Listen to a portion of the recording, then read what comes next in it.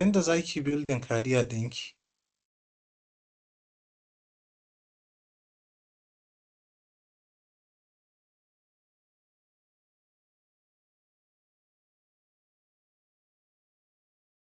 Okay.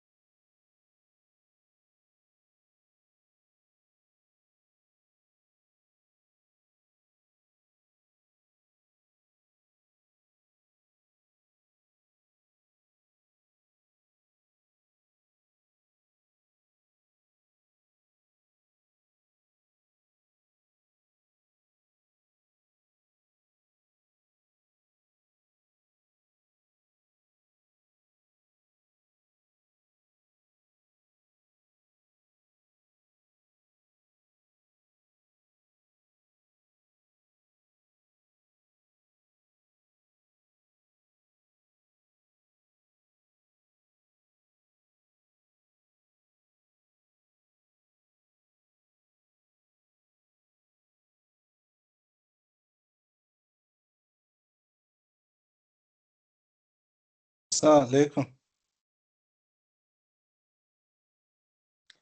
Alaikum salam wa rahmatullah. Fatima, you can start, please.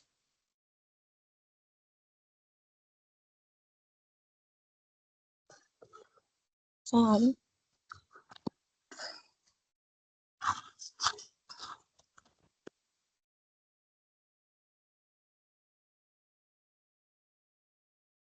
أعوذ بالله من الشيطان الرجيم. بسم الله الرحمن الرحيم. يسألونك عن الأنفال قل الأنفال لله والرسول فاتقوا الله وأصلحوا ذات بينكم وأطيعوا الله ورسوله إن كنتم مؤمنين.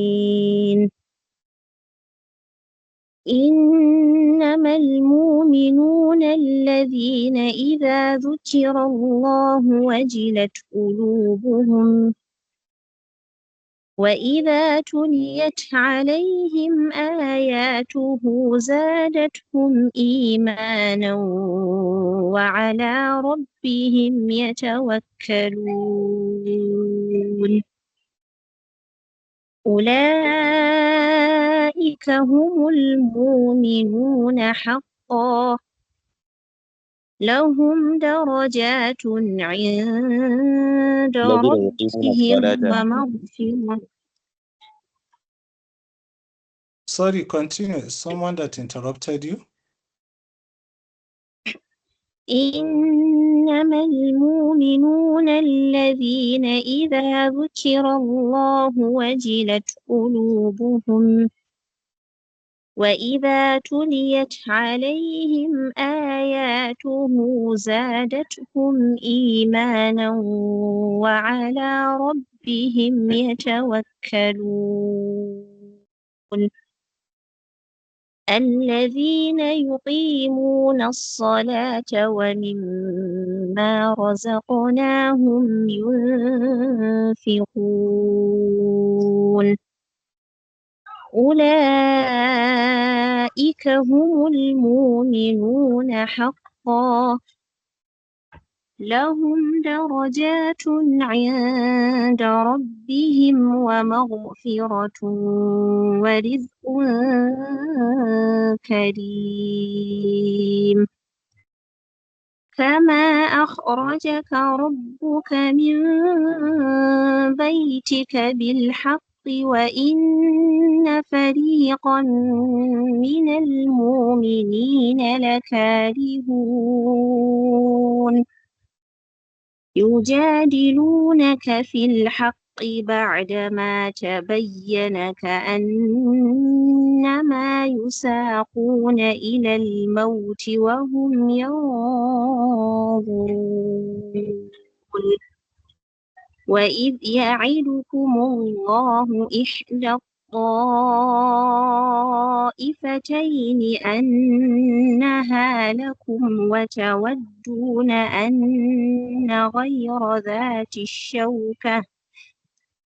وتودون أن غير ذات الشوكة تكون لكم ويريد الله أن يحق الحق بكلماته ويقطع دابر الكافرين ليحق الحق ويبطل الباطل ولو كره المجرمون إذ تستغيثون ربكم فاستجاب لكم أني ممدكم بألف من الملائكة مردفين وما جعله الله إلا بشري ولتطمئن به قلوبكم وما النصر إلا من عند الله إن الله عزيز حكيم إذ يغشاكم النعاس أمنة منه وينزل عليكم من السماء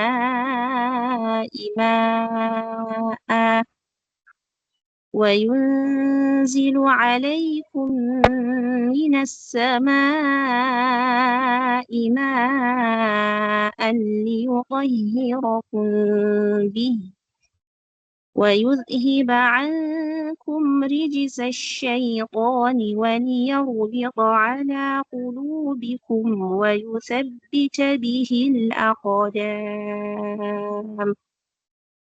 إذ يوحي ربك إلى الملائكة أني معكم فثبتوا الذين آمنوا سألقي في قلوب الذين كفروا الرعب فاضربوا فوق الأعناق واضربوا منهم كل بنان ذلك بأنهم شاقوا الله ورسوله ومن يشاقق الله ورسوله فإن الله شديد العقاب ذلكم فذوقوه وأن للكافرين عذاب النير يا أيها الذين آمنوا إذا لقيتم الذين كفروا زحفا فلا تولوهم الأدبار ومن يولهم يومئذ دبره إلا متحرفا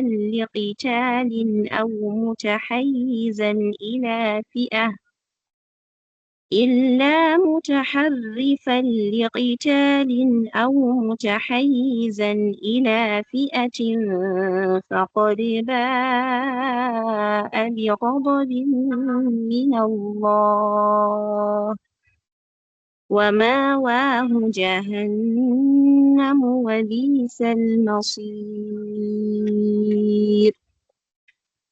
فلم تقتلوهم ولكن الله قتلهم وما رميت إذ رميت ولكن الله رمى وليبلي المؤمنين منه بلاء حسنا إن الله سميع عليم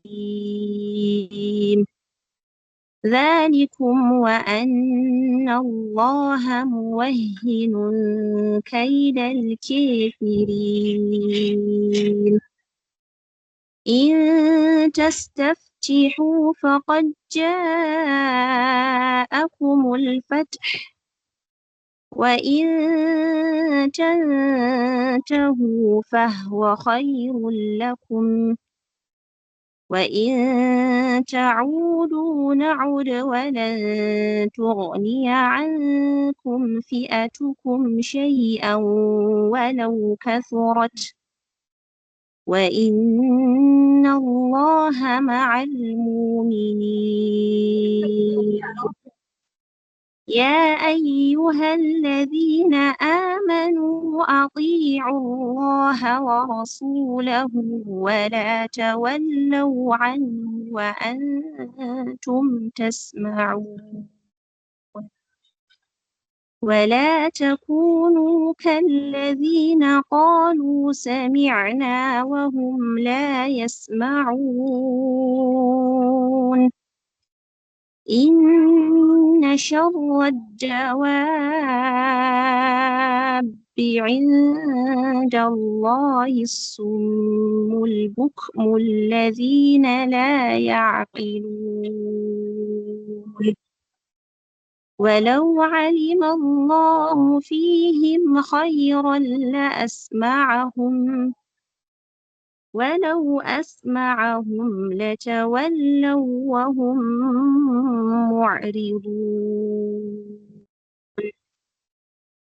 يا أيها الذين آمنوا استجيبوا لله وللرسول إذا دعاكم لما يحييكم واعلموا أن الله يحول بين المرء وقلبه واعلموا أن الله يحول بين المرء وقلبه وأنه إليه تحشرون واتقوا فتنة لا تصيبن الذين ظلموا منكم خاصة واعلموا أن الله شديد العقاب واذكروا إذ أنتم قليل مستضعفون في الأرض تخافون أن يتخطفكم الناس فآواكم وأيدكم بنصره ورزقكم من الطيبات لعلكم تشكرون يا أيها الذين آمنوا لا تخونوا الله والرسول وتخونوا أماناتكم وأنتم تعلمون بارك الله فيك. جزاكم الله خيرا. That was a wonderful recitation from Hafiza Fatima Nazir, one of the mentees and also a student from Ahmadu Bello University, Zaria. Jazakumullah khairan for your recitation. So, assalamu alaikum wa rahmatullahi ta'ala wa barakatuhu. I don't know if the presentation is showing. Please, someone should confirm to me that it is visible. It's showing, sir. So, Alhamdulillah Rabbil Alameen, wassalatu wassalamu ala nabil kareem wa ba'd, assalamu alaikum wa rahmatullahi ta'ala wa barakatuhu. We thank Allah subhanahu wa ta'ala for giving us the opportunity to meet today, 10th May, Sunday, 2026, in our bi-weekly webinar. Our topic of today is designing your future career with intent, making smart career decisions. So we are welcoming each and every one of you, and we are truly excited to have you all join us for today's session. One of the most important reality we need to acknowledge, especially within the Nigeria context, is that today's job market is highly competitive. So every year, thousands of highly educated and talented graduates enter the labor market.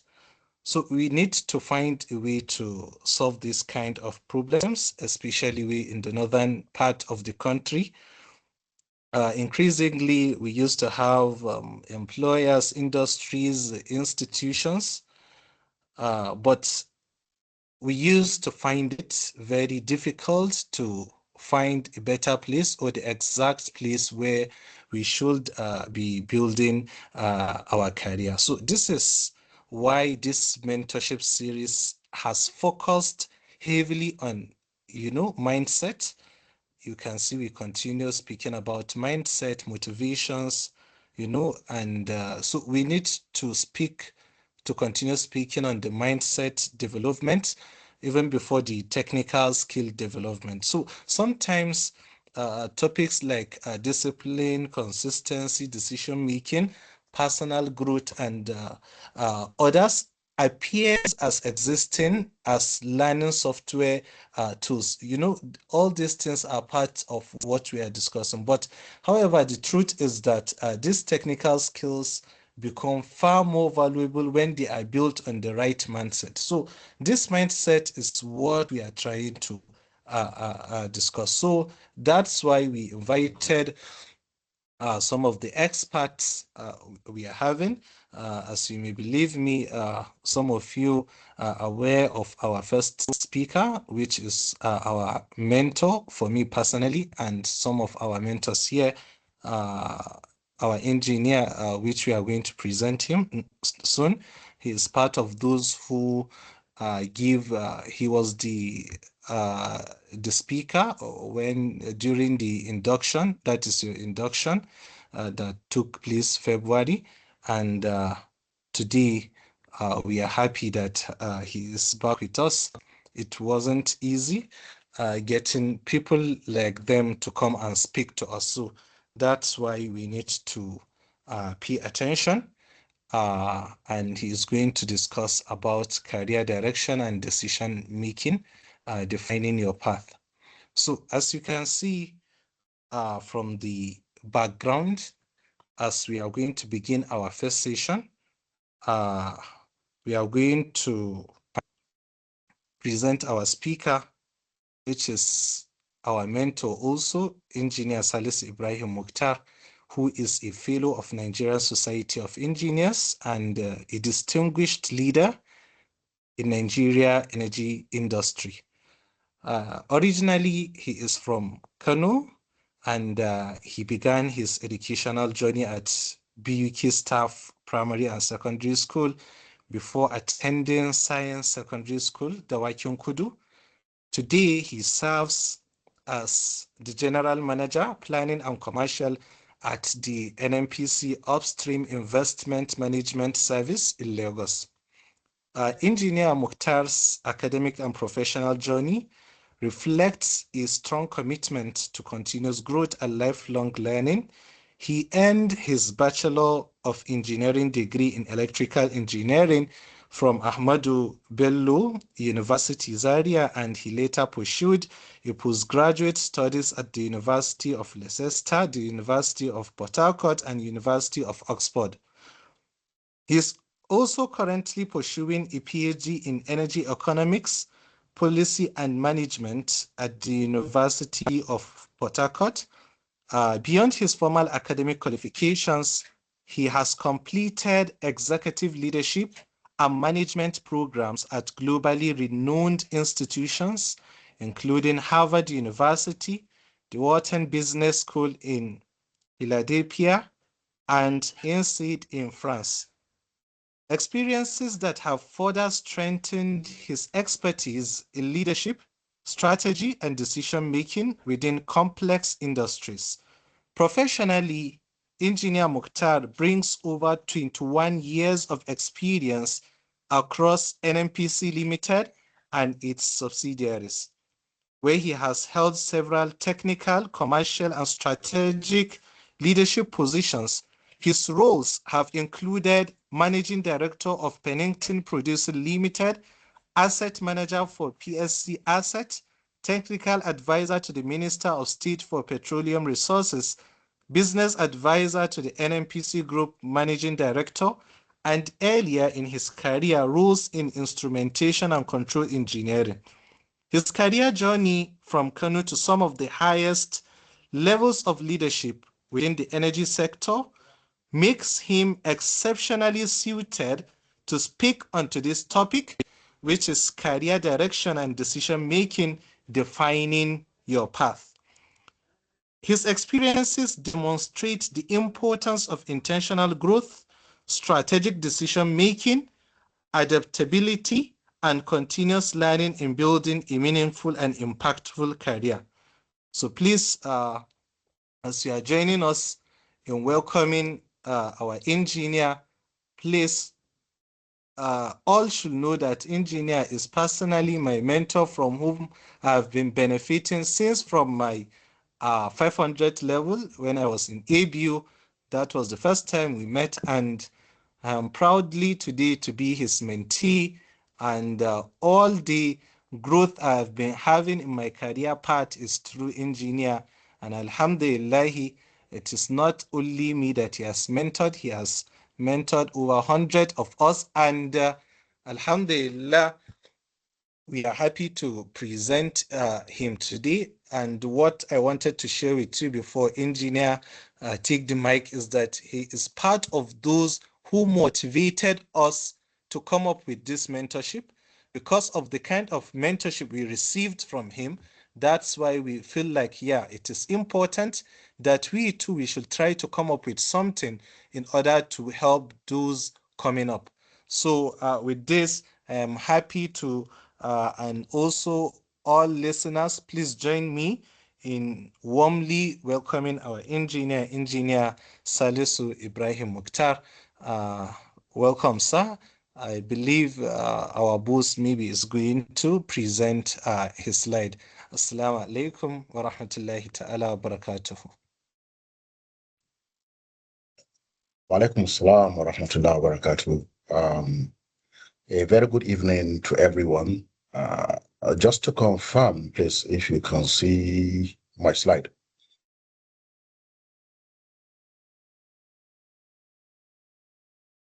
Please, can you confirm if my slide is visible from your end? Yes, sir. Yes, it is. Okay, thank you very much. Bismillahir Rahmanir Rahim. Assalamu alaikum wa rahmatullah. Let me start by thanking the ZEF, the founder and the leadership, for according me this opportunity, again, to interact with this cohort. Personally, for me, engaging this cohort gives me a lot of pleasure because I do believe that we all have a role to play in shaping the future leaders that we want to have. So tonight, I'm going to discuss around career direction and decision making. And I have prepared some slides, which I may not necessarily speak directly to. But again, just to ensure that we get the essence of the message, I think it's going to be a night of storytelling. And storytelling meaning that for each and every slide, I will just try to just share an illustrative story just to drive home the message. This is just basically the outline of what I intend to speak, but just to put things into context, I will start by, like I did say, a story. Around many years ago, a young man from northern Nigeria boarded a night bus from Kano to Lagos for the very first time. And inside that bus, there were different kinds of people. One passenger kept asking, how long before we arrive?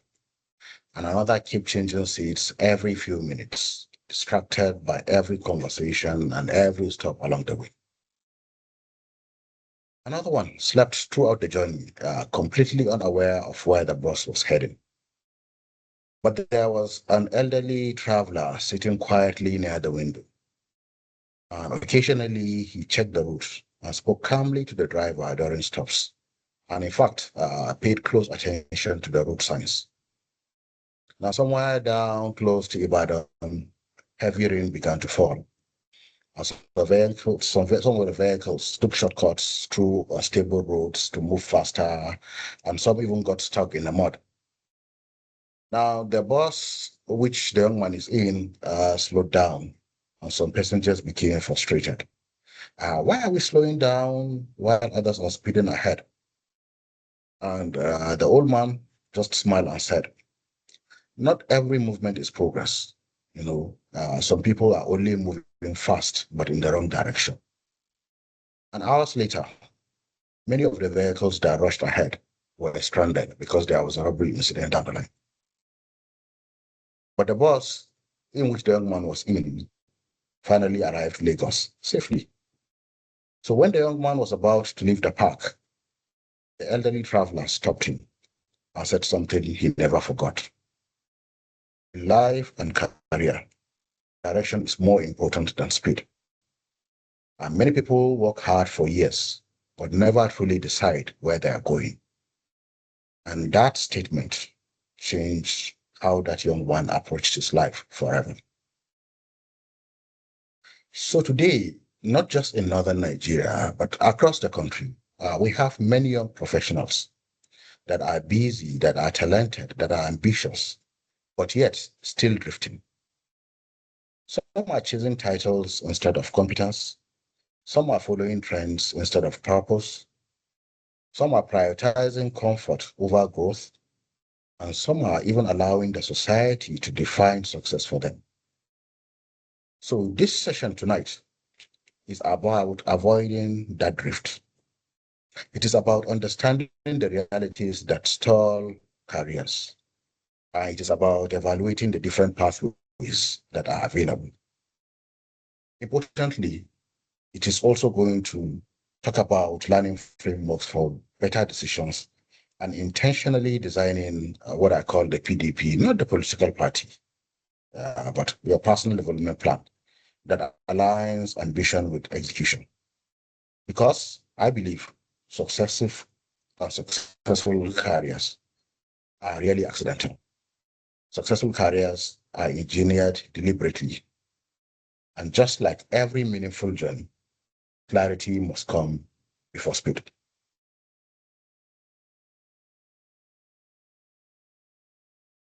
Now, looking at the first slide, why ambitious careers stall without intent? So, in this particular slide, you see there are two different parts. There's a part at the top which entails having intentional direction, having aligned choices that align with your own personal strength, gathering structured skills along the way, and at the end, you have a career that compounds momentum and gives you long-term relevance. On the other hand, down the line, you have another career path where one chases titles, where one prioritizes comfort over competence. And of course, in the course of that, you yield to external pressures and then societal trends. And at the end of the day, that career gets stalled. And I didn't mention to you really that tonight is going to be a night of stories. So I'll give another illustrative story here. In Zaria, we have two friends that graduated from ABU with similar grades in engineering. Abdul immediately started chasing job titles. Every year he changed jobs whenever he saw a slightly higher salary or a bigger office title. He worked in telecoms, he worked in oil servicing, then in logistics, and never stayed long enough to build mastery. However, his friend Musa took a slower looking path. He accepted a technical role, which perhaps one could call a junior role for a start in Kaduna. And that role had difficult field conditions. And many mocked him for earning less. He focused on learning project execution. He focused on learning data analysis, operations planning, stakeholder management. Now, 5 years later, Abdul had many business cards, but had very little debt. Musa, on the other hand, had become the go-to person whenever difficult operational problems emerged, and international firms and government agencies started seeking for him. One evening, during Salah in Zaria, Abdul quietly told Musa, "You were building competence while I was chasing appearances." Now, the lesson here really is not necessarily about not going in for a job that is well paying, but just to highlight that careers rarely collapse suddenly. Careers often drift slowly and slowly, especially when direction is absent. And again, just to drive this further, I will give an example and another story during NYSC. We'll call the person Hawa, who was posted to a rural secondary school in Kebbi State. And many of our friends immediately began complaining and searching for shortcuts to deployment. But Hawa noticed something different. The school she was had no computer laboratory, had poor learning systems, and had weak administration. Instead of Hawa to join the bandwagon to complain, she volunteered to organize digital lessons for students using her only small smartphone and an old projector she borrowed from the local government office. Within months, NGOs working on educational development noticed Hawa's efforts, and she was later invited to Abuja for a youth innovation program. Meanwhile, many of her friends who chased comfort and convenience during the service year finished NYSC without any meaningful story or skills or even visibility. Hawa later said, "The place everybody avoided became the foundation of my career."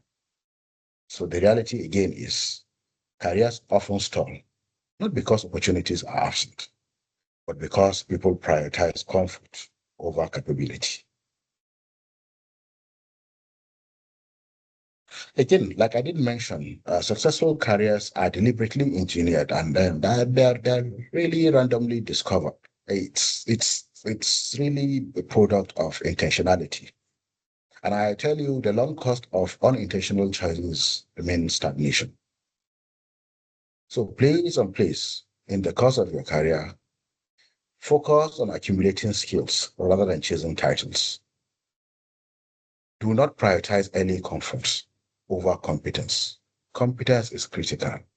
Depth and breadth of your core skill set is very critical. I will talk about what I call the pathway matrix. Now, there are different sectors one could pursue a career. It could be the public or civil service, or the private sector, or non-governmental organizations, or academia. And there is no right or wrong, there's no good and bad here. Each of this has its own peculiarity. And again, night of stories, perhaps I'll tell you another story. For family house in Gombe, where you have 4 cousins that graduated in the same year. Ibrahim joined the civil service. Fatima entered the private sector, a multinational company. And Sadia joined an NGO, which is focused on maternal healthcare. Yusuf pursued academia at Leslie Barrow University. Sorry, I see a hands up. Is that a question or there's a comment to make before I proceed?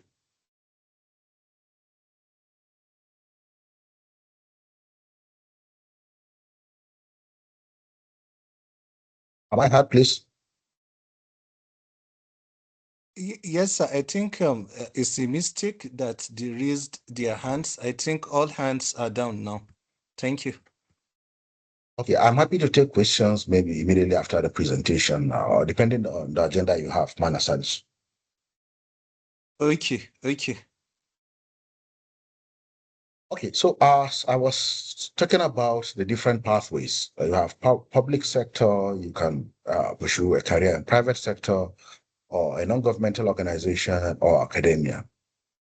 And just to buttress this, I was given a story around four cousins, where you have one, let's call him Ibrahim, who joined the civil service, and you have another one, Fatima, joining multinational company, Sadia joining NGO, and Yusuf pursuing academia at ABU Zaria. Now, initially, Ibrahim that joined the public sector enjoyed stability. Fatima that joined the private sector experienced rapid growth, but with pressure. The one that joined the NGO, Sadia, traveled extensively and built stakeholder relationships. And the one that joined academia, Yusuf, spent years researching productively but quietly. Now, after 10 years, the family realized something very important. Each and every career path we choose had its own trade-off. And again, like I said, there's no good or bad sector. It's about your choice. Public sector gives stability and influence to Ibrahim. Private sector gives accelerated technical growth. NGOs build social impact and gives you stakeholder exposure. Academia gives you deep expertise and intellectual authority.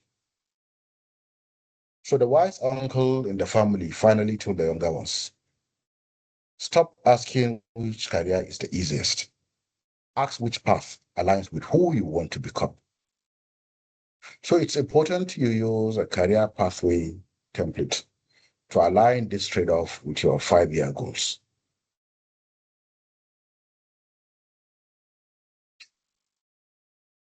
Navigational instruments. We talked about trade-off, and trade-off is really very, very essential when it comes to developing your career.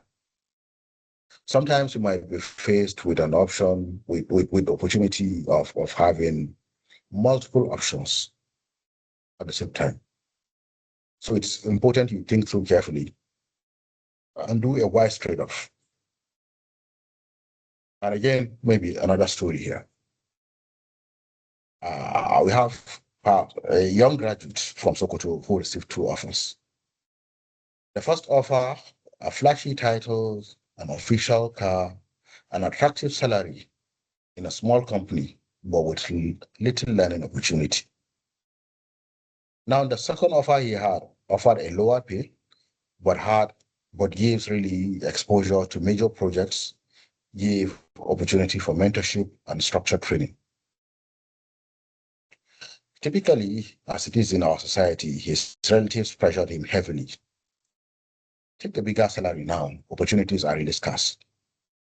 But after speaking with a mentor, he chose the second option. Now, the first 2 years were indeed difficult. He watched his friends posting luxury lifestyles online on social media, while he worked long hours learning operations, learning commercial analysis. Now, 8 years later, many of those friends remain stuck in their narrow holes. However, he had built skills, he had built a lot of competencies valuable across different industries and countries, which made him marketable for even bigger opportunities.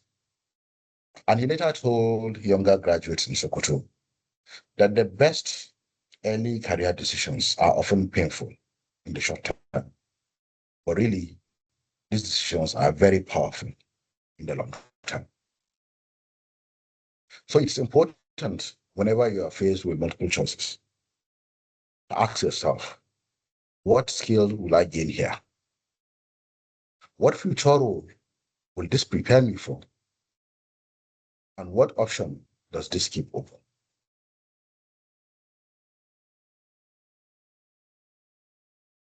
I did talk about the last story, but it's around the balance between short-term gains and then long-term positioning. And again, it's important to bear in mind that really not every opportunity is worth taking. It is important that you diligently think through, make a skill-based decision to reduce your risk in the long term. And again, Tyler, just another story here about what are called the rice farmer's wisdom in Jigawa. Now, an elderly rice farmer in Hadija in Jigawa State once gathered his sons before the planting season. One son wanted to harvest quickly by planting low-quality seeds that matured fast. The second son chose stronger seeds that required more patience and preparation. Months later, it rained and rained and rained, and there was flood. And flood damaged many farms. The low-quality crops failed quickly, while the stronger seeds planted by the second son survived and produced even far greater harvests. Their father then told them, anything built only for speed rarely survives pressure. And that same principle, I tell you, applies to careers.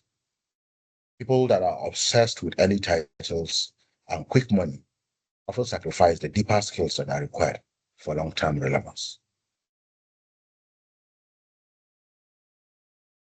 At the beginning of my introduction, I did talk about your personal development plan, and really, this is very important. At each and every point of your career, it's important you have a structured roadmap that details out your intent, where you want to be, and how you intend to get there, and what is required to take you to where you want to be. And I'll illustrate this again with a story around, in this case, a tailor that is not even well educated, but a tailor, let's call her Ivy in Kaduna Market. And unlike other tailors who worked randomly each day, Rabi kept a notebook. Inside that notebook, she wrote the fashion skills she wanted to master. She wrote the customers she wanted to attract, the kind of equipment she planned to buy, the timeline for expanding her shop. And people laughed at her and always laughed at what they call her business diary. But within a very few years, Rabi had transformed her small side shop into a respected fashion brand, supplying schools and corporate organizations. She later told her apprentices, if you do not write your future intentionally, daily survival will write it for you. And that is the essence of our personal development plan.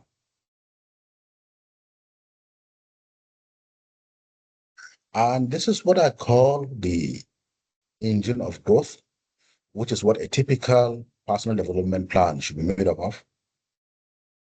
You should have something that really has what your career objective is, clearly the vision on where you want to be.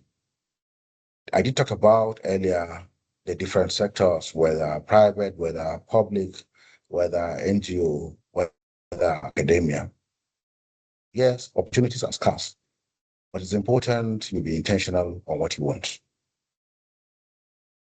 Now, for every sector you chose, sit down and detail out the required skills and competencies that are required, which I'll call the fuel in this case. Then assess yourself based on those competencies that are required to know where your current skill gaps are. And then sit down and articulate the development actions that you need to do. to get to where you want to be. And this could be through courses, through projects, through mentors. And just a few days ago, I had a course to engage Muhammad Salis on some other endeavor, and we had an opportunity to go through some resumes of some of the young professionals, perhaps some on Discord, and I was greatly impressed seeing some of the courses that some people intentionally took on Coursera. These are online courses that are free, but it takes intentionality to tap into that. Now, once you have your development actions, you can now have a timeline where you now review this over and over again. And this is important, not just necessarily at the beginning of your career, but even way down your career.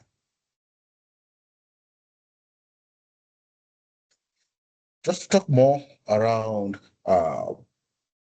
core components of your personal development plan, which I did mention, starting with your career objective, defining why, your role, you pinpoint the specific destination you want, the required competencies, your current skill gaps, your development actions that you need to get to where you are, and then, of course, timeline for each.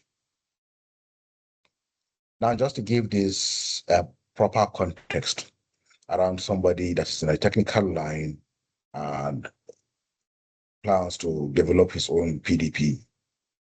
Again, I will just illustrate this again with another story of a young process engineer from Mina who was assigned to support a refinery turnaround project. Now, initially, he felt very overwhelmed. As senior engineers discussed asset integrity, process safety, operational analytics at levels he barely understood. Now, instead of pretending, he developed a structured learning plan. He enrolled in online technical courses. He requested mentorship from senior operators. He volunteered himself for difficult assignments, and he studied technical reports late into the night. And within 3 years, he became one of the youngest professionals trusted with major operational responsibilities. But that transformation did not happen by luck. It happened because he converted ambition into structured execution.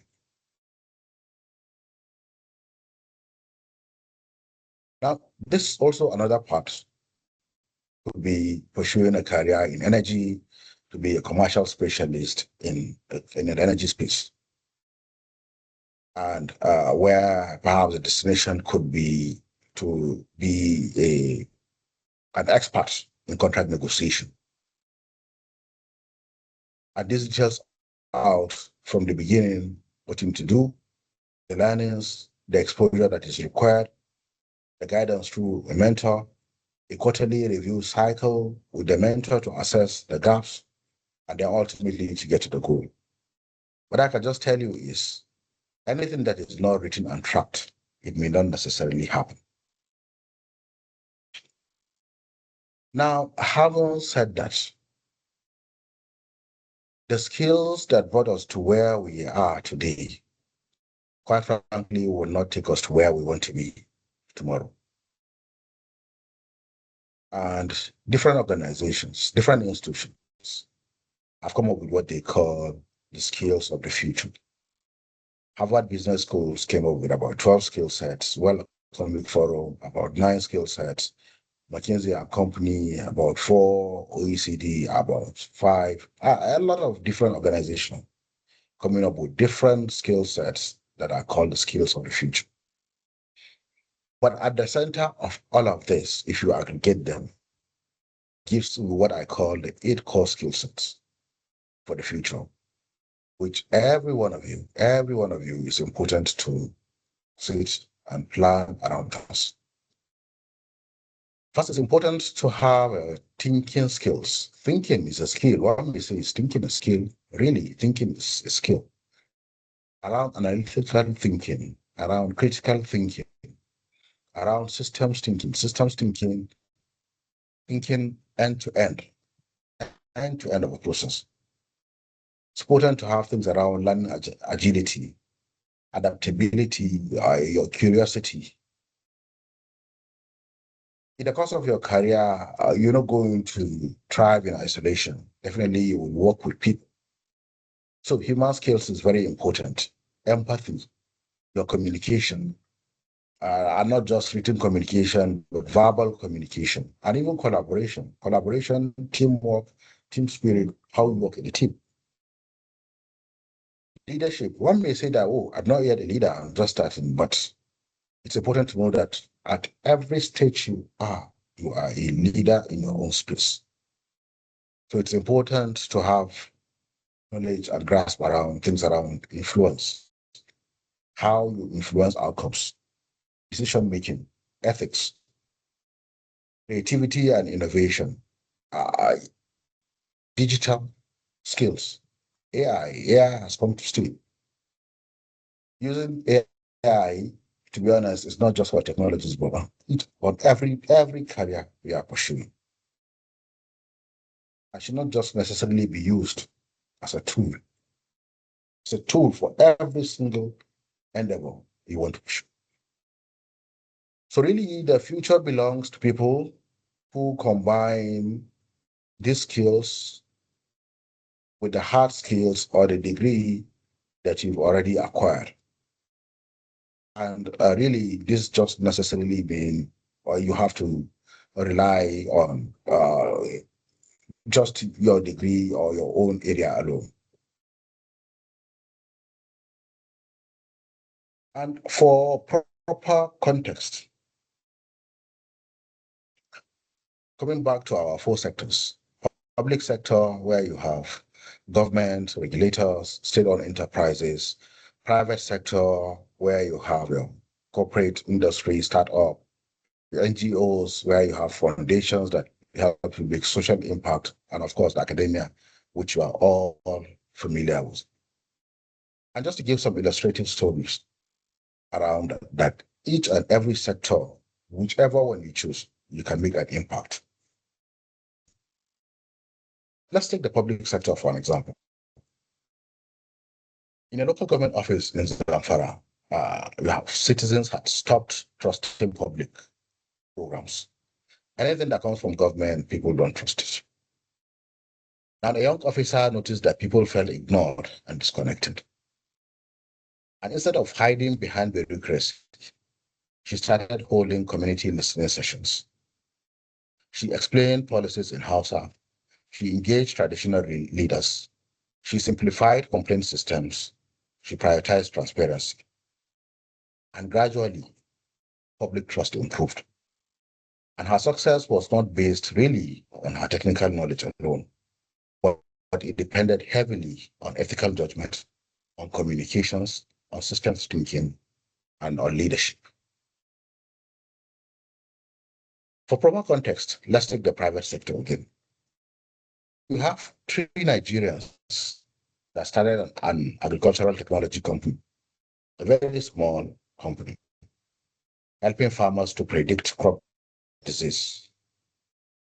Their first product failed. Their investors doubted them. But instead of giving up, they studied customer behavior, they improved their system, they adapt quickly, and they rebuilt the solution.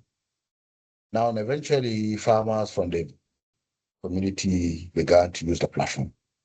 And the advantage was not just intelligence, it was adaptability, it was analytical thinking, it was creativity, it was around collaboration, and it was around execution speed.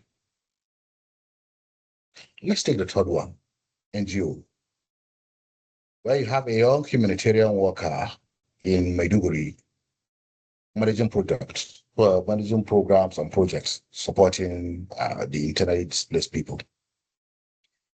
Now, every day involve very difficult realities, like trauma, resource shortages, complex stakeholders, security challenges. But she quickly learned that technical intelligence alone was not sufficient. And to succeed, she needed empathy, she needed to be emotionally intelligent, she needed ethical judgment, she needed to communicate, and she needed resilience. And one day, an elderly displaced woman held her hand and said, You listened to us with dignity. And that moment reminded her that real impact often begins with humanity. Now let's take the last one, not the least, academia. And we take a lecturer and a graduate assistant that started at Usman Danfodio University, who researched the certification and climate impact in northern Nigeria. And typically, as always, many people wanted quick solutions. But he spent years gathering evidence, testing assumptions, and refining data. At times, his work seemed invisible compared to a more glamorous careers that he sees around. Yet years later, policymakers and international agencies began relying on his research to shape their environmental programs. And what his journey demonstrated is deep expertise requires patience, requires rigor, and long-term thinking. So whichever sector you choose in your career, really there's an opportunity to make impact.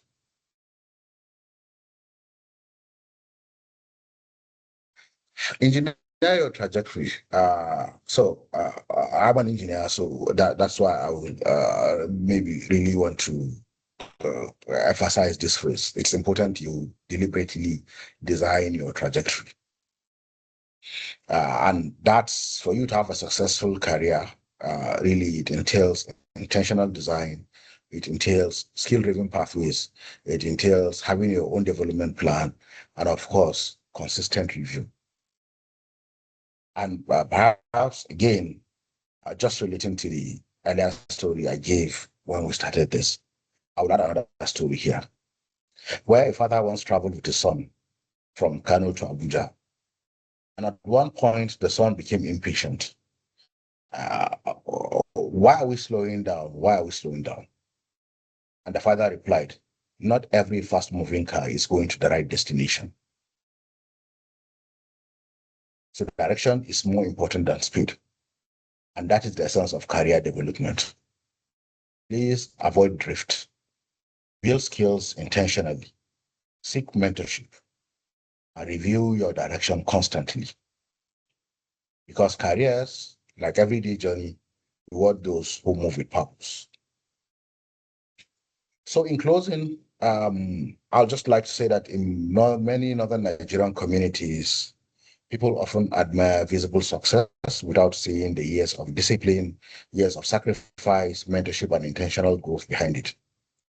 So this presentation really is about reminding you that meaningful careers are not accidents. They are engineered patiently through intentional choices, through continuous learning, through skill accumulation, through resilience. And really, as the Hausa saying goes, "Menisa ba gajiya." So I hope you find this useful, and I'm happy to take a few comments or questions in this session, and even outside this session. And again, I want to thank you all for the opportunity, and thanks for listening.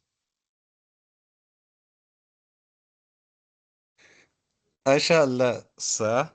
Jazakumullah khairan for the wonderful and insightful presentation. I can see all our mentees and even some of our mentors are happy.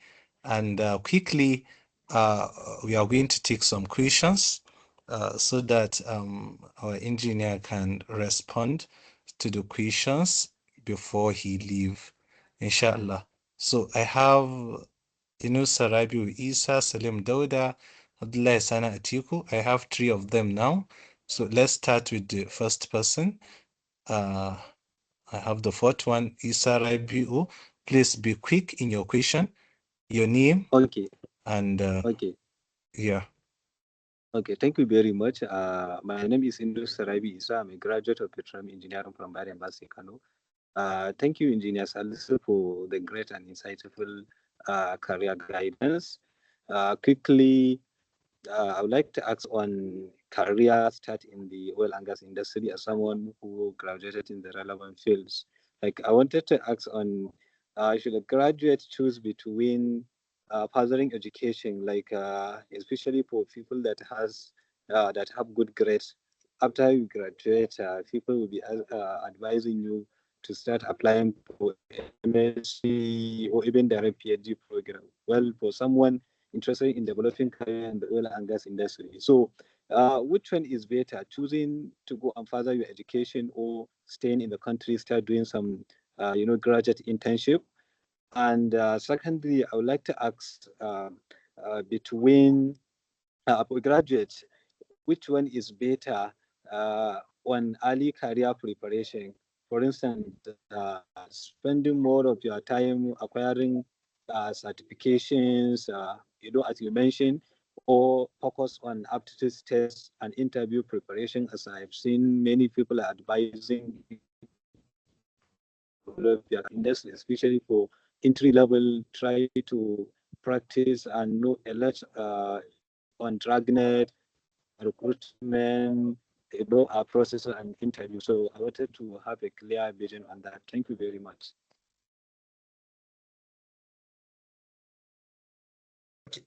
Thank you very much. And one thing I keep saying during my presentation, recall, is really, I won't prescribe to you to say this sector is better than this sector or that sector is better than that.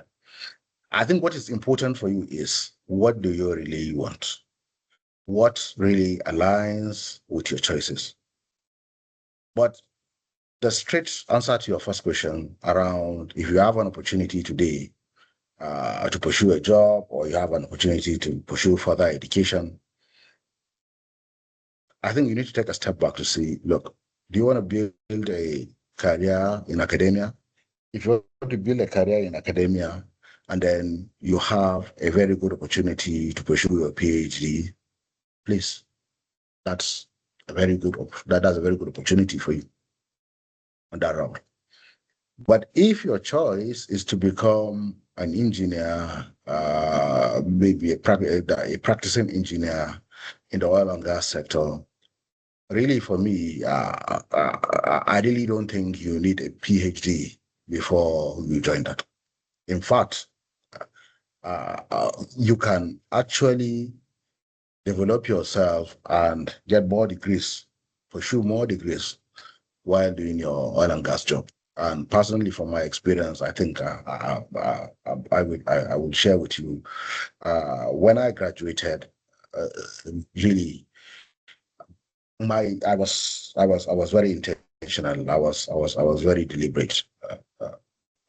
Yes, I wanted higher degrees, but at that point in time, especially looking at the realities of today, I was able to get a job that aligns with what I want to do.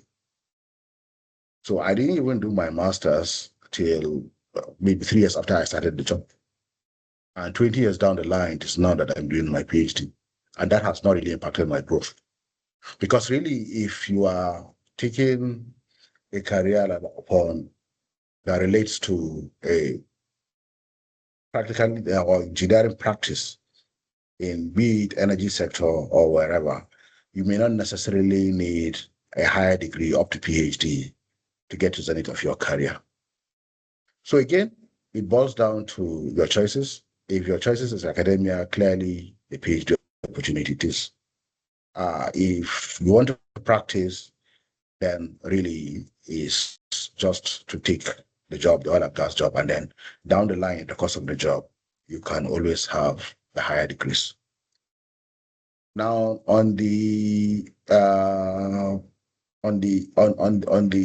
option between focusing on certifications or preparations for aptitude test, really, I would say a combo, because what I can tell you is some of these certifications you're preparing for will really help you in the interview.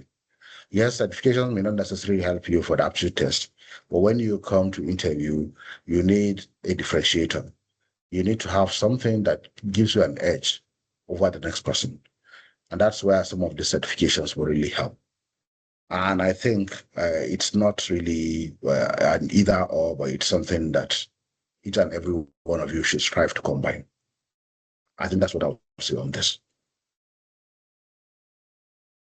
Thank you, sir. Jazakumullah khairan. I believe Ale Inusa Rabiu, you are satisfied now. So we'll take the second person, Abdullahi Sani Atiku.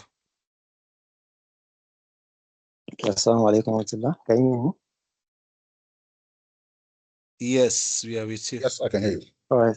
Well, thank you very much, sir, for this insightful session and sharing your experience with us. So I have two questions. My first question is, how can young professionals differentiate between opportunities that may look attractive in short term, and those that truly align with their long-term career goals, especially before entering into the organization or the role?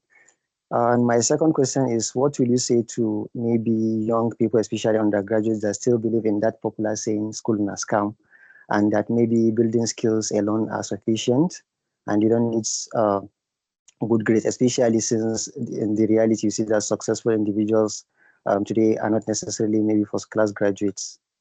So those are my two questions. Thank you. Yes, can you take the second question again? Okay, I say, what will you say to young people, especially undergraduates, that have that belief that school is scam, especially they don't pay much attention to graduating with good grades, especially since you see that and the reality, successful individuals are not usually necessarily those that graduate with good class of degrees. So maybe I'll start with the second question. I'll tell you the greatest scam is thinking that school is a scam. And please, if you have an opportunity to make a better grade, even in your final year, please go all out to ensure that you make a better grade. Right now, the landscape is tightening and tightening, and it's very, very competitive. So your ability to put in your best to get a better grade is not something that can be emphasized. So please try your best to get the best grade you can get in school.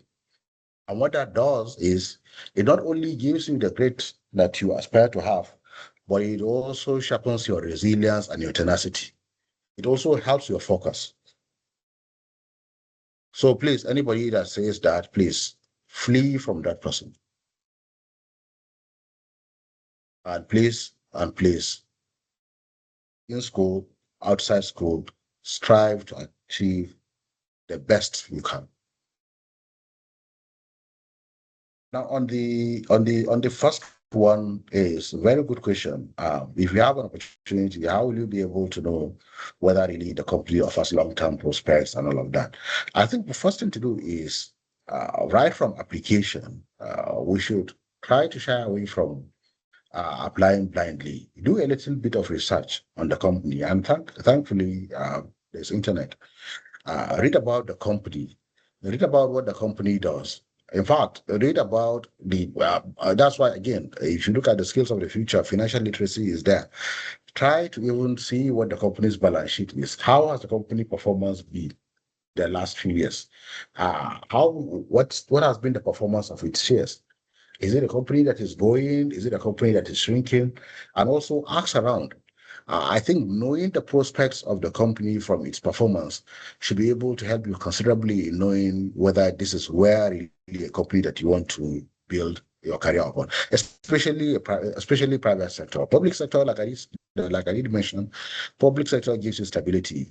Government will always be there, and typically most government agencies, except unless when they are privatized or something happens, rarely there's that stability. But for private sector, it's important to do a lot of research on the prospects of the company, on the performance of the company over years, and on the strategic outlook of the company going forward. And reasonably, of course, asking around plus what you're able to research should be able to give you at least some basis around what the company is. And please, one thing, when you're called for interview, you are asked any question, don't shy away from asking any question. Saying no question doesn't give you any edge. Ask the hard questions. Ask about the companies. Ask about the company's prospects. Ask about the company's strategic outlook. That's also another opportunity to really get some insights about the company. Hoping that gives some clarity. Yes, it does. Thank you very much. Yes, sir. Jazakallah khairan. That's 4 questions has been addressed. I think we are just adding 1 question. So, Tijan Abdullah, you can unmute, please, and ask quickly. Go directly to the point.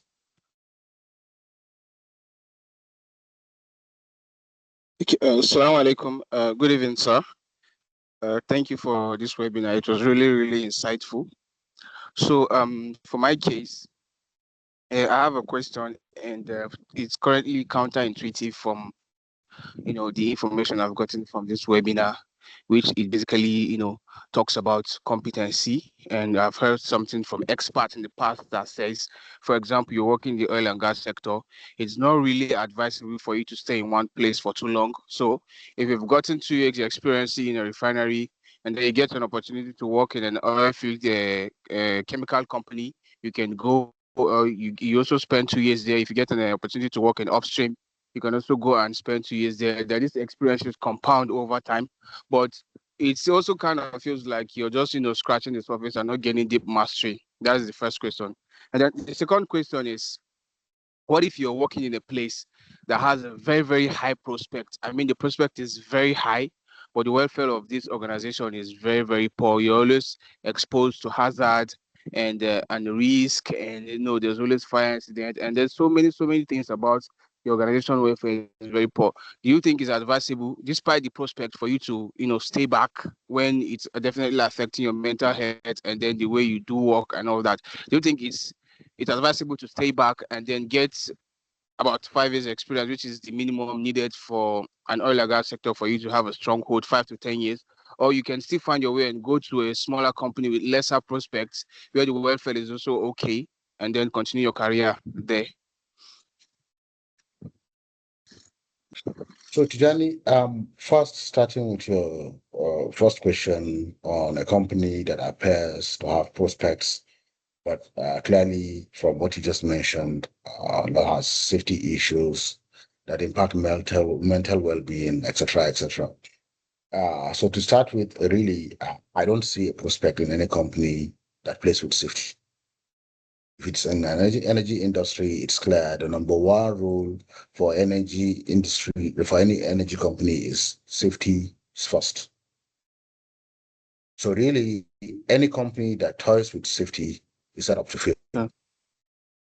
And secondly, any company really that puts you in a harm's way, the extent of possessing your mental health, I think that doesn't sound like a place where you would want to build your career on. Safety first, your health first before career, and that applies to every sector. Every sector. Now, secondly, in terms of timeline, I refrain typically from attributing the experience you get with the number of years you spend. You can actually spend 10 years just having 1 year experience repeated 10 times. And you can spend 1 year in a place and garner an experience worth 10 years. So I think it's not how long you stay, but how much you get within the time frame.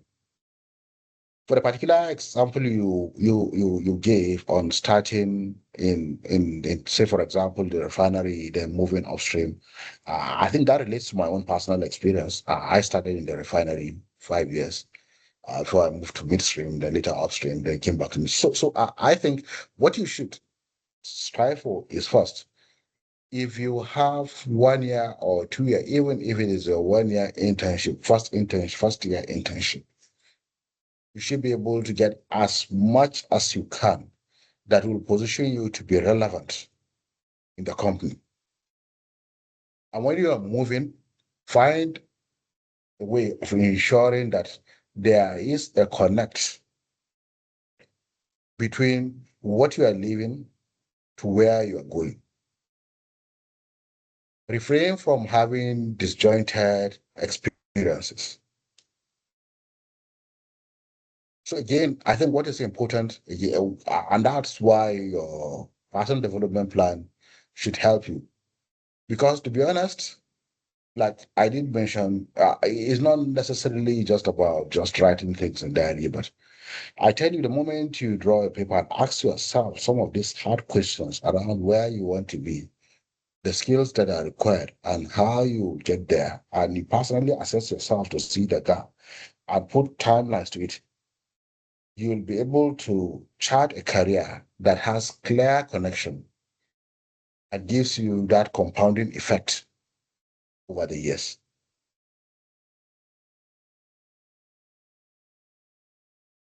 Thank you.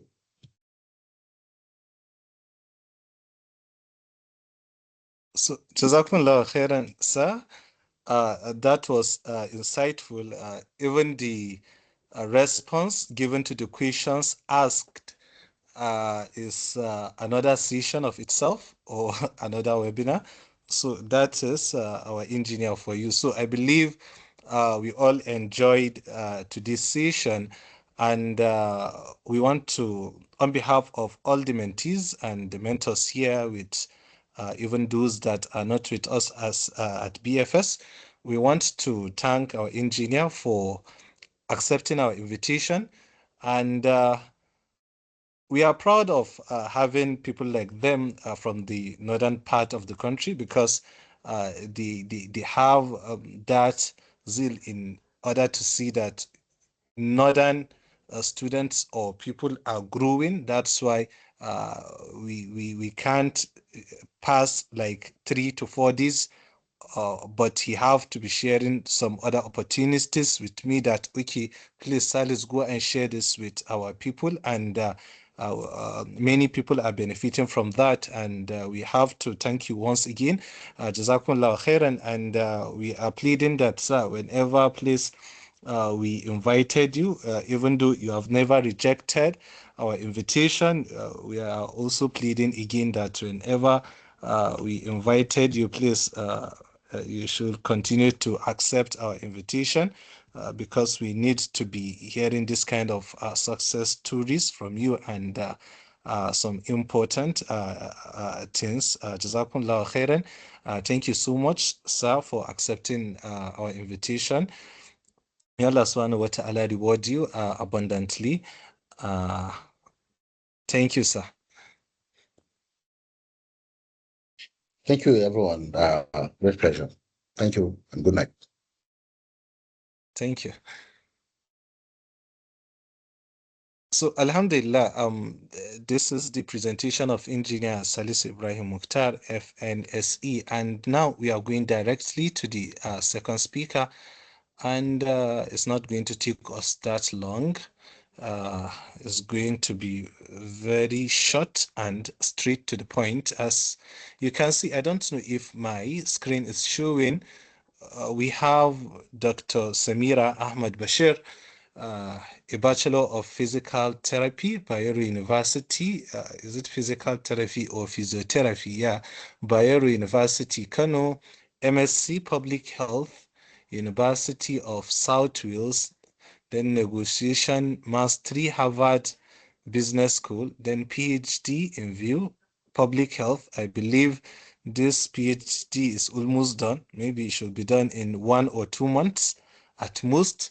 And as you can see from the professional experience, Dr. Samira is a registered physiotherapist with over 10 years of clinical and academic experience. She is a lecturer and facilitator in public health, National Open University. She was once a lecturer at Kaduna State University, and also a physiotherapist at National Hajj Commission of Nigeria. For her professional affiliation, she is the Vice President, Nigerian Association of Physiotherapists from Kaduna State. She is a fellow, African Institute of Public Health Professionals. She is a registered member, Medical Rehabilitation Therapist, Board of Nigeria, member, National Society of Physiotherapists. As you can see, Dr. Samira is also one of the trustees of Zuhra Educational Foundation. So we build the foundation together, and even though it is personal, she is my mother, younger sister to my mother. So she's my auntie. And I'm proud of saying that, alhamdulillah. So inshallah, we are going to listen from her now. So we are presenting Dr. Samira Ahmad Bashir. Please, over to you. Thank you.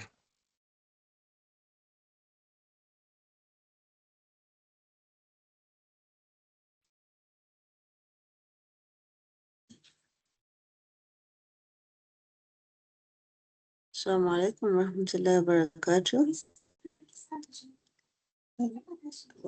وعليكم السلام Alaikum ورحمة assalam. الله وبركاته. Let me try and share my screen. I don't think I've ever used Teams. Usually I'm on Zoom. So let's see.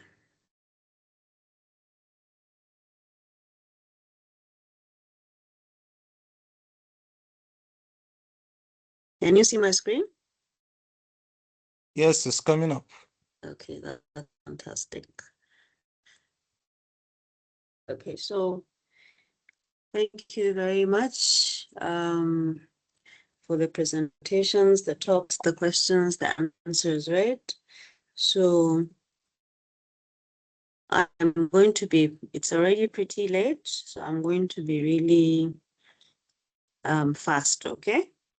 It can be an interactive session if you want. Somebody is raising their hands, or are they on hold? Do you have any questions? Yes, I think the presentation is still not showing, but okay, now it's coming. Okay, now you can it is see? showing. Okay. No, now we can see it. Okay.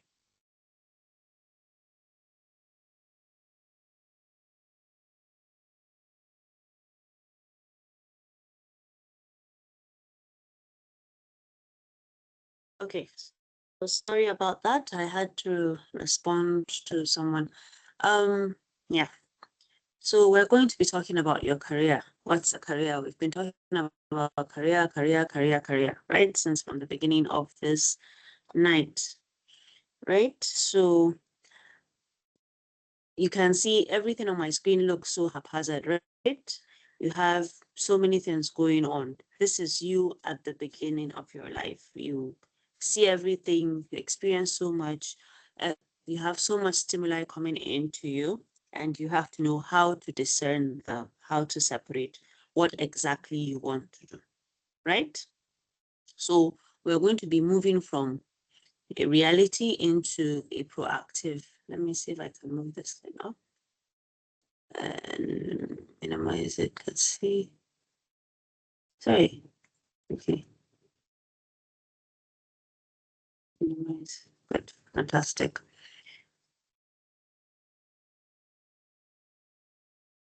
Okay.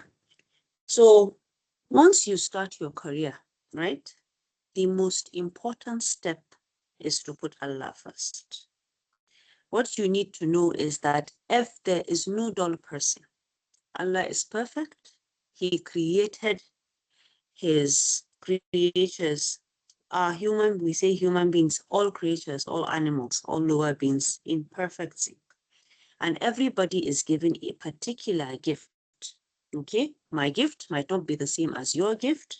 Your gift might not be the same as the second person's gift. Okay, so it's important to know that you have an inherent gift. What I've seen, I lecture different students from different walks of life. Okay, and you see that different people have different strengths.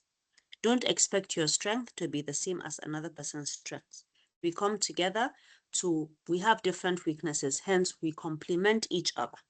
So once you are going to embark on anything, the most important thing is to put Allah first. Ask for his guidance before you start making decisions. Now, I put that first so we do not think that your career is your own doing. What you will find out in life is once you think that you are going to succeed by your own means alone, you will fail. Okay? These opportunities you think you're reacting to, or it's not something you create. these are things that have been input in our minds. Opportunities come that are meant for you. You'll find that you may think, okay, I've seen a lot of students doing all the certificates that are available.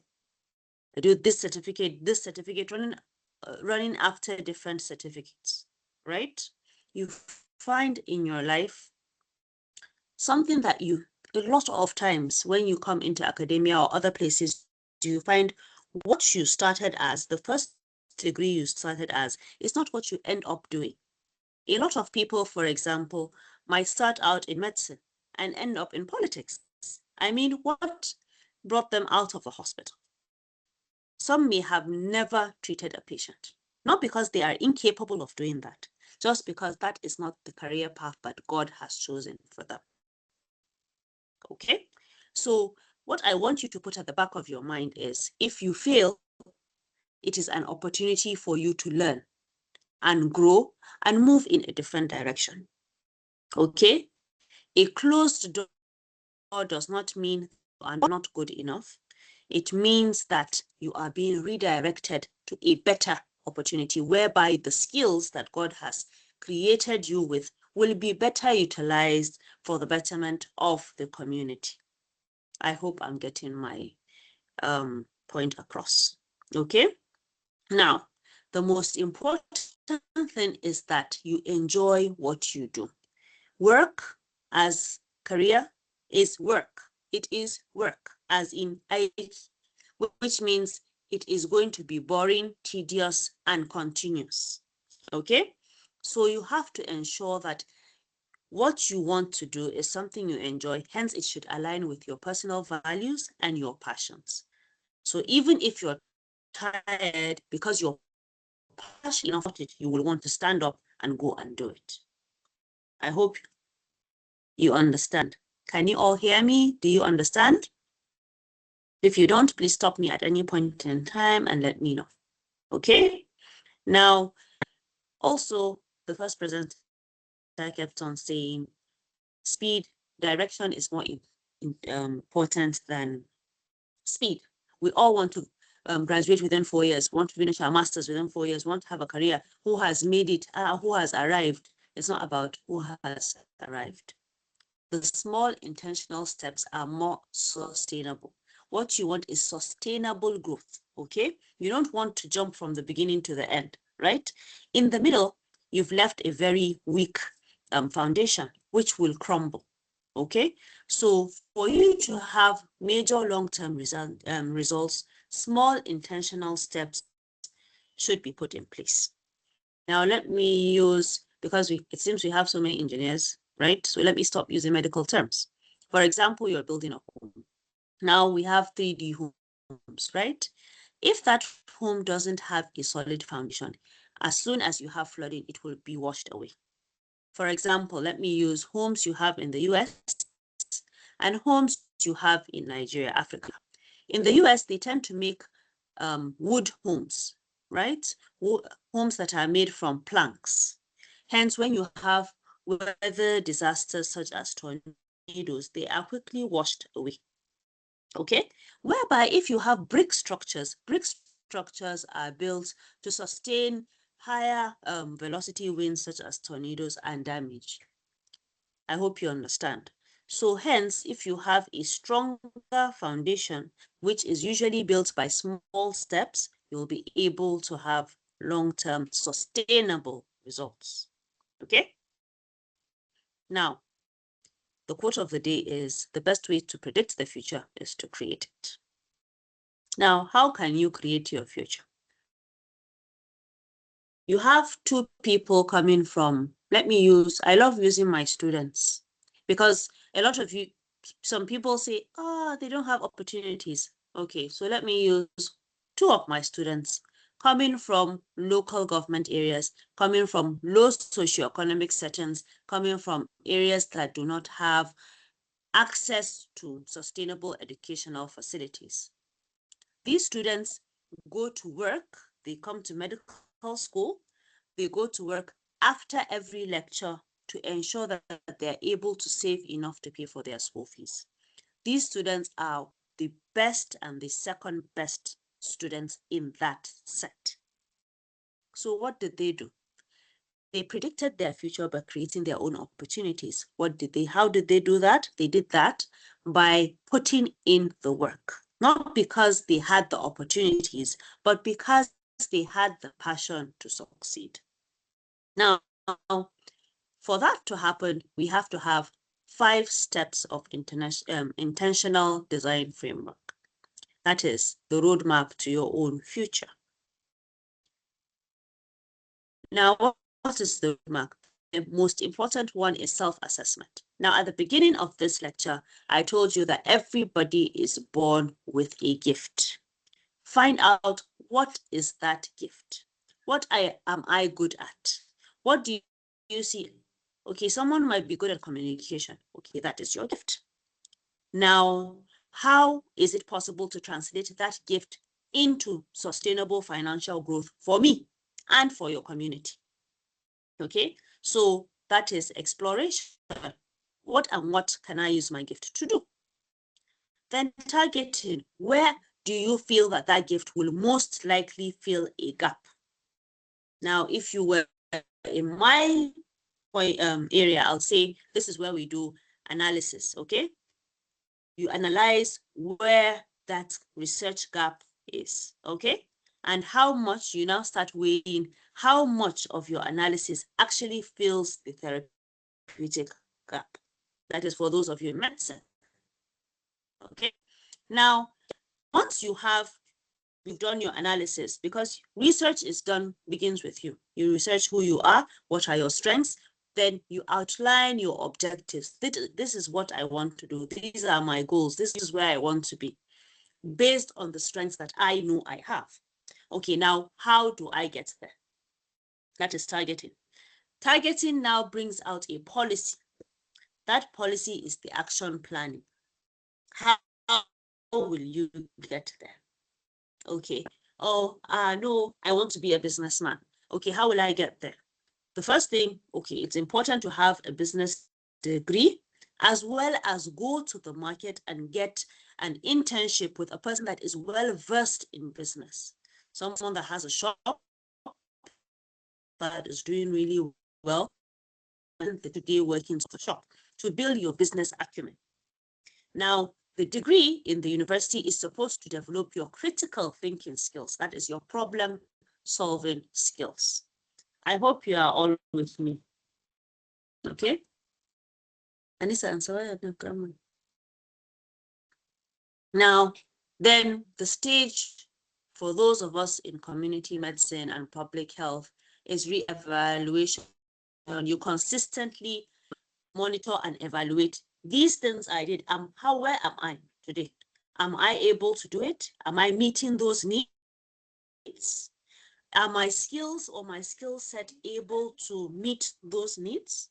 If not, let me reevaluate, because the reevaluation allows you to see where your gaps are, to see where your strengths are, and then redirect yourself into a position that you know will best help you achieve your aim. Okay? So this is an infographic of what I just told you. Who are you? What are your strengths? What is your gift? Now, what is possible to achieve with those gifts? Where do I want to go? What do I want to be? Okay, I want to stay in the community and help my community. I've had people that have come from local governments such as Birnin Gwari. All of you are mostly from ABU. Birnin Gwari local government, they come to the state and study because they don't have people. Nobody is willing to be posted to a primary healthcare facility in Birnin Gwari because of the insecurities issues. Now, people that are residential to that place come out of that place, come to study, so they will go back to their community and serve the therapeutic needs of that community. That is what they want to do. You understand? It's not all about success is measured not just in financial gain, but the major success and the enduring success that lives on even after you die is how much impact you have had on people's lives. If you care only about your financial success, that is for you alone and has no bearing on the people around you and the community at large. But if you care about giving back to the community that built you and gave you the opportunities you have, then you should always think about how you can impact them positively. Now, phase 1, self-assessment. Let's know what I kept on saying. Okay, you have a gift, it comes with you. Now, what is it? What is your foundation? Where are you coming from? What are your values? What matters most to you? Is it flexibility? Is it finances? Is it impact? Is it community? Is it security? What is your... Now, what piques your interests? Let's take gaming. Some people love games. They can sit from morning to night gaming. Okay, then why not become a game analyzer? Why not use those skills and translate it into something productive? Why not develop a game that will promote the critical thinking skills of people in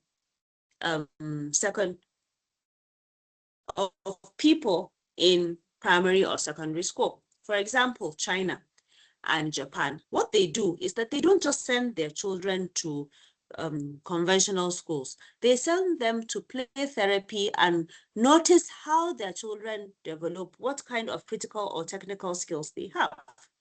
Then they now tailor it. Even Russia does the same thing. They tailor it based on those skills that that student has to develop it into something that can feed back into the community. Now, what are the motivators you have? What drives your engagement?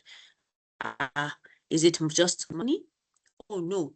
Is it community? No. Is it friendship? Is it, okay, you have a passion for politics? What exactly are your motivators?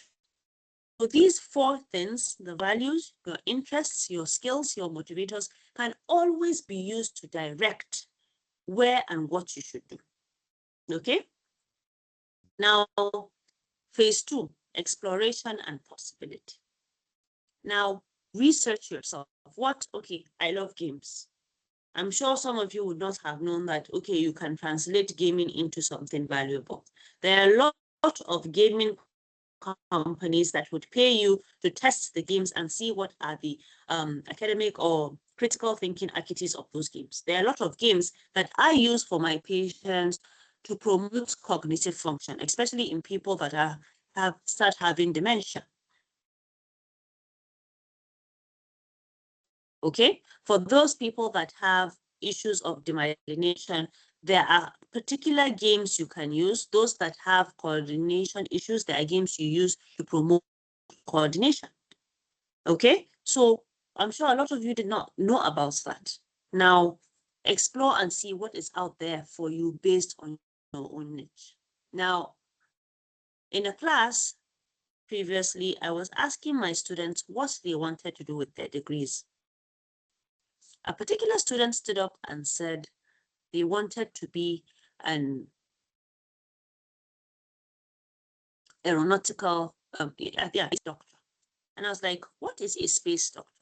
This student had actually gone and done their research and found out that a lot of astronauts that come back from outer space need physical therapy for a particular number of weeks for them to be reinstated back into the community, and that the number of therapists in that field are very few, and hence that is what he wanted to do. So he wanted to work for NASA. I would never have thought. I was the lecturer and I had no idea that that was a thing. So do your research. See what the industry trends are. What are the future markets?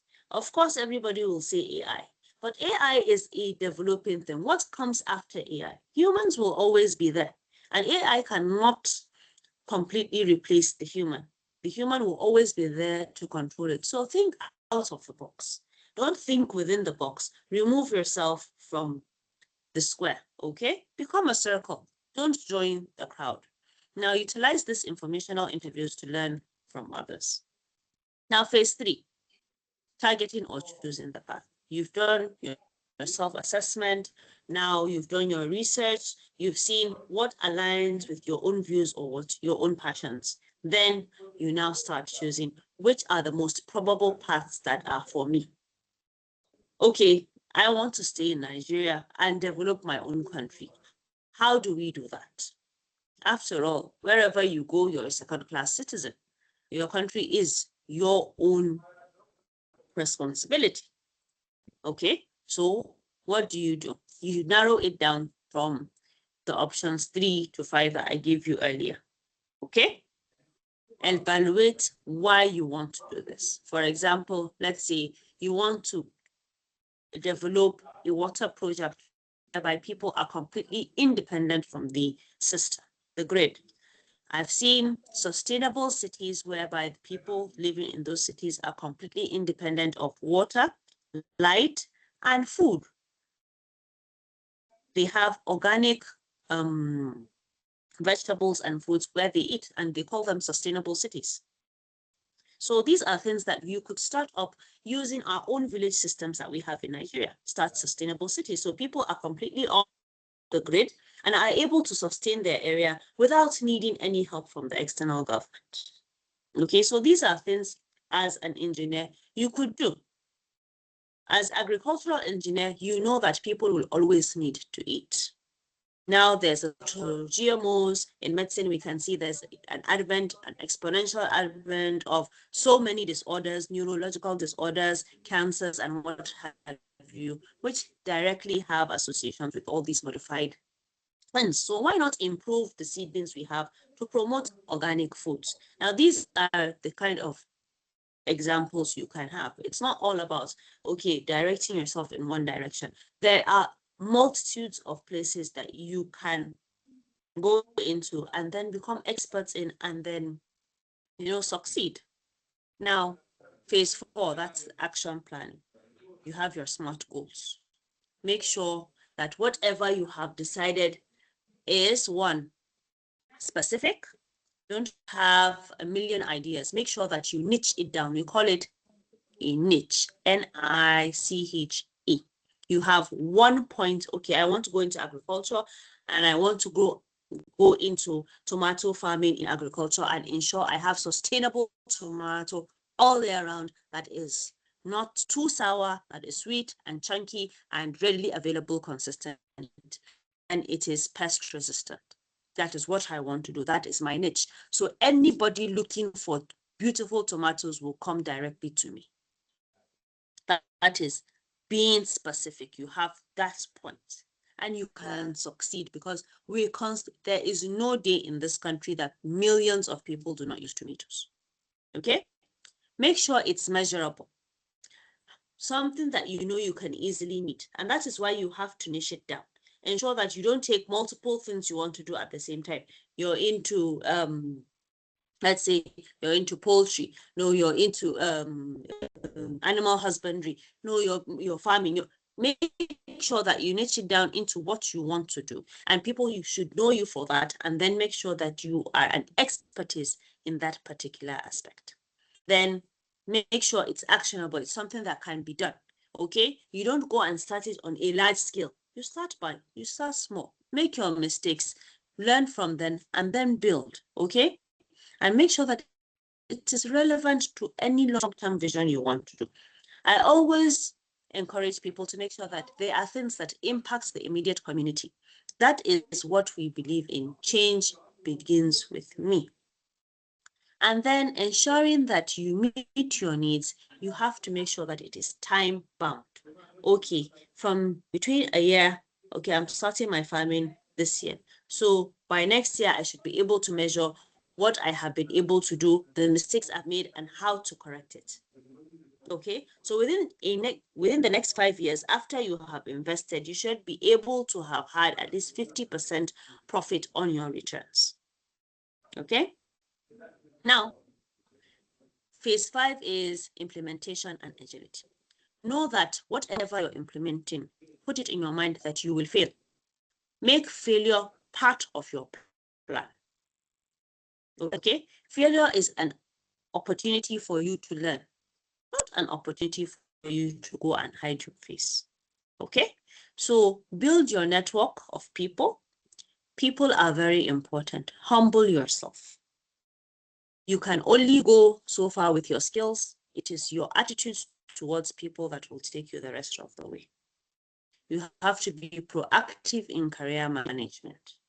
Whatever you're going to do, you find that in most courses, when you come to level 5, level 4, or 5 or 6, depending on which course here, we will always teach you management, because leadership skills, management, operational planning, strategic planning are all things you have to learn to ensure that you goals. Okay? Then, as I said earlier, view setbacks, view failure as opportunities to refine your plan. Never take failure as a rejection. It is just redirection. Okay? Now, you've done everything you can. Remember to be content. Contentment. Know that everybody has their paths in life. Never compare yourself with another person. Everybody is where they are meant to be. Be grateful for where you are, what you have, and how much you have achieved so far. Always look back on where you began. Life is a marathon, not a sprint. Meaning, life comes in increments, small incremental steps, okay? It is not about a 100-meter race. We're not in the Olympics, okay? Now, always accept your tests and be patient. I remember, I think there was a particular president that actually ran 3 times, said he wasn't going any more than the 4th time he ran. And he won. So remember that you will fail, but you should learn to dust yourself up and try again until you make it, okay? Now, as I said in the beginning, knowledge will only take you so far. It is your attitude that takes you to the top, okay? So remember to be humble wherever you are.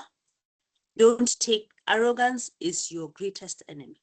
Thinking you know, you might be very intelligent, but arrogance will make you fail.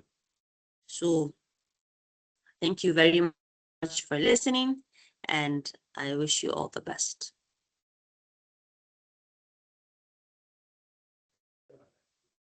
MashaAllah, Jazakumullah khairan.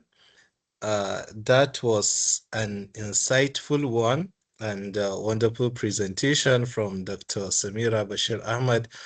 Although we are out of time, but we are going to take just one question, and we will be having our closing remark and the closing prayer.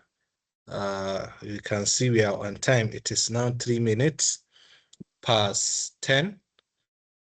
So we are taking only one question. So the person asking the question should kindly raise up his hand. Okay. Alan Salim.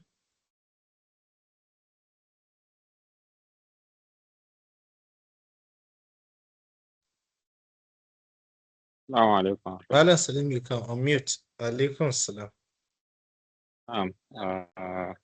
Thank you very much, Dr. Samira, for the very insightful session. My question, ma'am, is regarding how can an individual know when to stay committed to a career path? You talked about contentment and being patient, but there are certain situations maybe when you're on a career path and maybe things are not working out. So how can one know whether to stay committed on that career path, or perhaps it might be necessary to pivot or explore other new opportunities?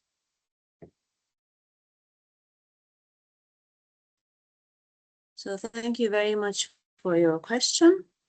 Now, in life, you will find that multiple opportunities will be presented for you. If you're not going anywhere on a particular career, or you feel burnt out, you no longer have the passion, it is always advisable to pivot. Okay?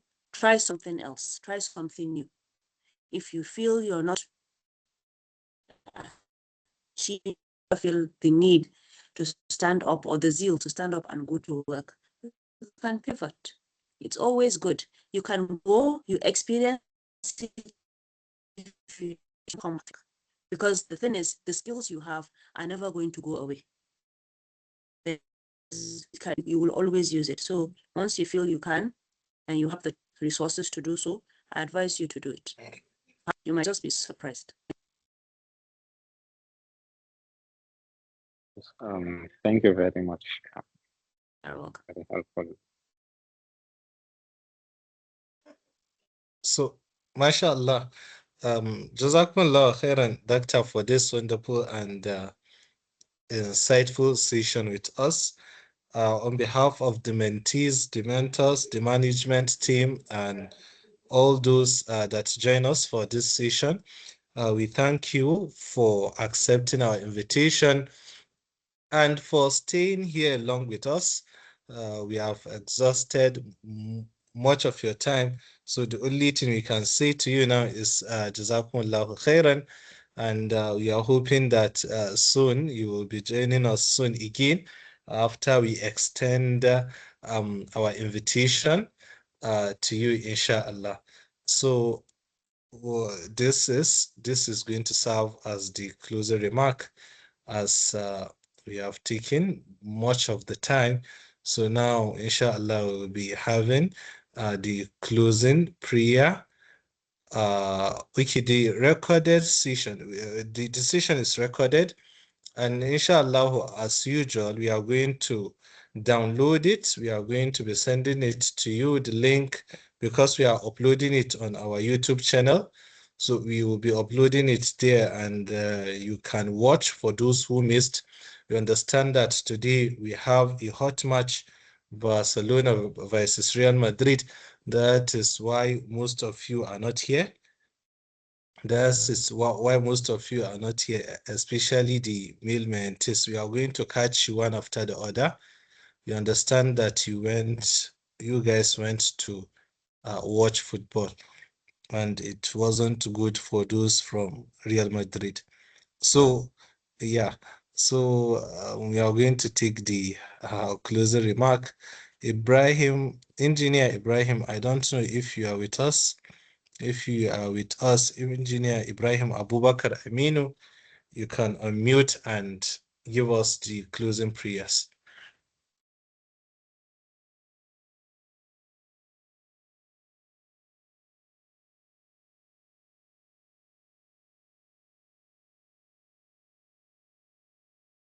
So, Khadija bint Ma'ruf.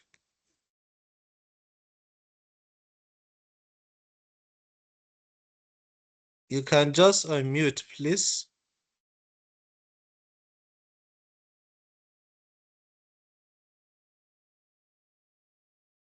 So some of you don't want to be given the closing remarks. So Tijana Abdullah, please, the closing prayers.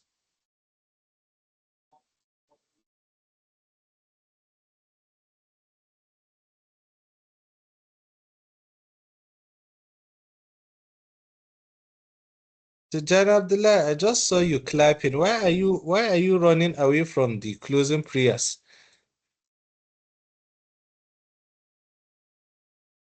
I'm not ready from the closing prayer with you.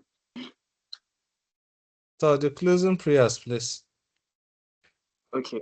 Bismillahirrahmanirrahim. Alhamdulillahi rabbil alamin. Arrahmanirrahim. Maliki yawmiddin. إياك نعبد وإياك نستعين اهدنا الصراط المستقيم الصراط الذين أنعمت عليهم غير المغضوب عليهم ولا الضالين آمين. We pray that may Allah continue to make things easy for everybody. We pray that may Allah reward the facilitators abundantly for the knowledge they pass, and we pray that also it should be beneficial to all of us. So may Allah continue to make things easy, and inshallah, success will be for everybody.